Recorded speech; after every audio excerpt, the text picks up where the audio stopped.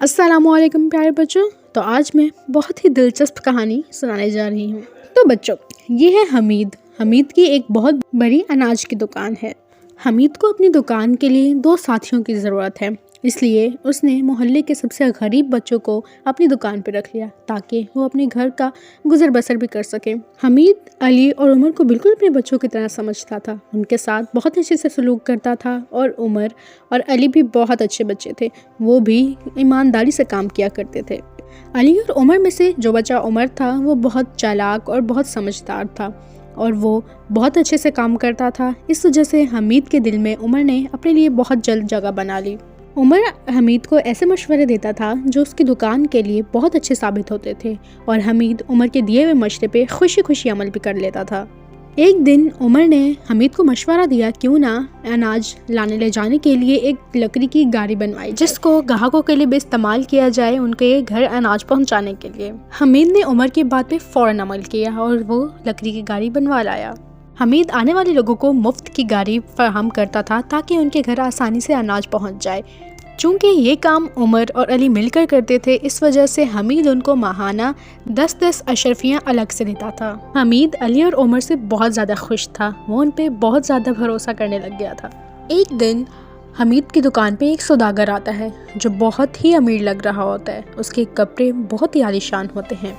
हमीद, अली और उमर सौदागर का बहुत अच्छे से इस्तकबाल करते हैं क्योंकि उनको अंदाज़ा हो जाता है कि ये सौदागर काफ़ी अमीर है और इनकी आज काफ़ी बिकाई होने वाली है। वो लोग सौदागर को सलाम दुआ करते हैं और फिर सौदागर उनसे कहता है, मैं बड़े शहर से आया हूँ और वहाँ पर मेरे अनाज की बहुत बड़ी दुकान है। मेरे शहर में बारिशों की वजह से अनाज की बहुत कमी हो गई है, तो किसी ने मुझे आपके बारे में बताया कि आप बहुत ईमानदार हैं, तो इस वजह से मैं आपकी दुकान पे आ गया। हमीद ये सुन के बहुत खुश हो गया, तो उसने सौदागर से पूछा कि आपको कितना सामान चाहिए।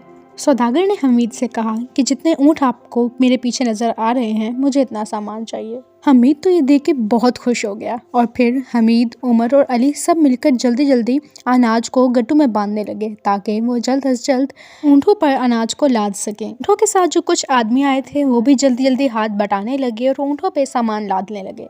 हमीद की तो खुशी की इंतहा नहीं थी। सारा काम मुकम्मल हो चुका था और अब सौदागर ने हमीद को अशरफियों से भरी हुई थैलियां पकड़ाईं और अब हमीद ने अली और उमर को भी साथ ही अपने अशरफियां गिनने में लगा लिया। अशरफियां गिनते गिनते अली से एक थैली नीचे ज़मीन पर गिर गई और जब उमर बैठ के उठाने लगा तो उसने एक अशरफी छुपते छुपाते अपने जेब में डाल ली।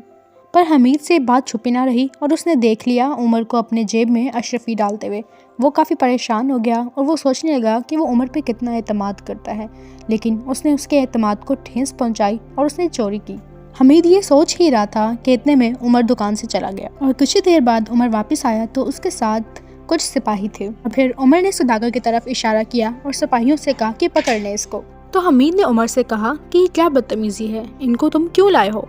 ये सौदागर एक लुटेरा है, ये हमें नकली अशरफियाँ लेके हमारा सारा सामान लेके जाने वाला था। उमर ने हमीद को अशरफी नीचे ज़मीन पे रगड़ कर दिखाई तो अशरफी से सोने का पानी उतर गया, तो वो अशरफी पीतल की थी और फिर सब हैरान हो गए कि इतना छोटा सा बच्चा इतना समझदार कैसे। फिर हमीद ने उमर से पूछा कि तुम्हें कैसे पता चला कि ये अशरफियाँ नकली हैं? तो उमर ने कहा कि जब अली ने सारी अशरफियाँ नीचे गिराई थी तो उसमें से एक अजीब सी आवाज़ आई थी जो कि असली अशरफियों की नहीं थी, तो मुझे वहीं पे शक हो गया और फिर मैं बाहर चला गया और जब मैंने अशरफी को रगड़ के देखा तो वो नकली थी और फिर मैं सिपाहियों के पास चला गया और उनको बुला के आ गया। उमर की बात पे सब बहुत खुश हुए और सिपाहियों ने सौदागर को कैद किया और उसको जेल में ले गए। कुछ दिनों बाद हमीद के पास एक आदमी आया तो उसने हमीद से कहा कि इन बच्चों को अदालत में बुलाया गया है। उमर ये सुन के परेशान हो गया तो अदालत वाले आदमी ने कहा कि परेशानी की बात नहीं है, बस जज को ये बताना है कि तुमने सौदागर की चोरी को कैसे पकड़ा। हमीद ने हामी भर दी और फिर वो उन बच्चों को लेकर अदालत चला गया।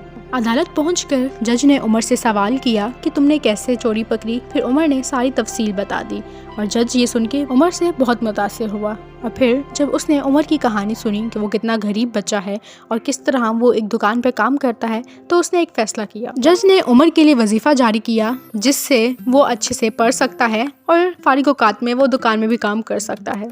जज की बात सुन के सब बहुत खुश हो गए, लेकिन उमर उदास खड़ा था। जज ने उमर से पूछा कि तुम उदास क्यों हो?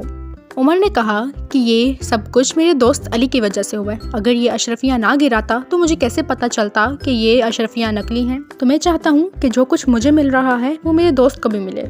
उमर की बात सुन के सब उमर से और ज़्यादा मुतासिर हो गए। फिर जज ने अली के लिए भी उतना ही वजीफ़ा मुकर्रर किया जितना उमर के लिए किया था और सब बहुत खुश हो गए। अब अली और उमर पढ़ते थे और साथ साथ कभी कभी फारिग औकात में दुकान में भी काम करते थे। प्यारे बच्चों, अगर आप लोग को कहानी पसंद आए लाइक एंड सब्सक्राइब करना मत भूलिएगा। अल्लाह हाफिज़।